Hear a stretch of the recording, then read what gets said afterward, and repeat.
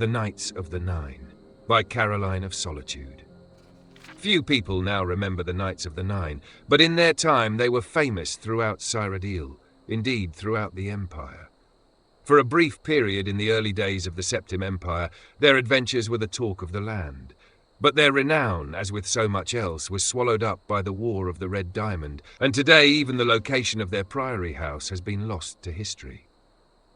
The Knights were founded by Sir Amiel Lannis in 3E 111, following his heroic turn in the War of the Isle, with the high purpose of recovering the legendary Crusaders' relics, the weapons and armour of Pelennor Whitestrake, which have been lost for thousands of years.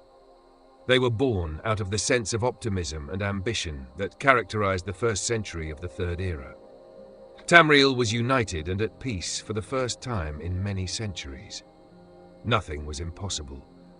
The fame of the Knights was established early on, when Sir Amiel led them against the Worm of Elinglan to recover the cuirass of the Crusader, which had not been seen since the First Era. Soon, the greatest knights of the day were lining up to join the new order, and the Priory of the Nine in the West Weald of Cyrodiil became a magnet for the great and the good. The Knights were the toast of the Empire.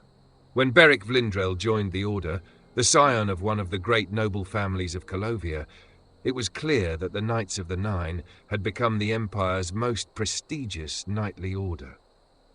In relatively short order, the Knights reclaimed 3 more relics, and their fame soared to new heights with each one. No one doubted that they would eventually succeed in their quest to recover all 8 relics.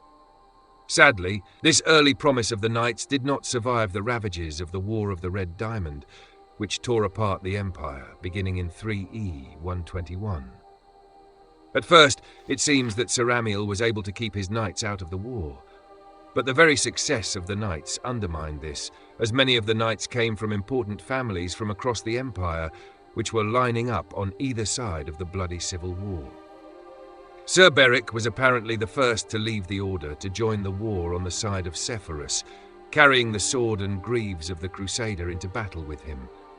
Many other knights seem to have left the order shortly after this, some joining the war on one side or the other.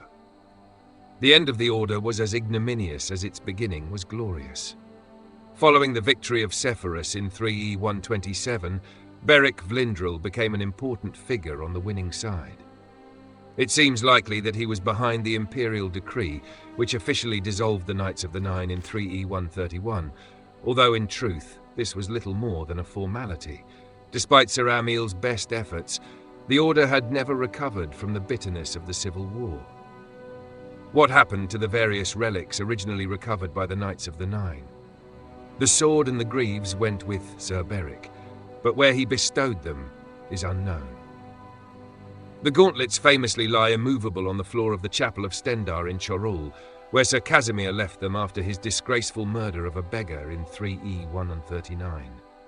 The location of the cuirass is a mystery, lost to history along with the eventual fate of Sir Amiel, who was last reported still living alone in the empty Priory of the Nine by a passing traveller in 3E 150. And so, the Knights of the Nine faded away into history.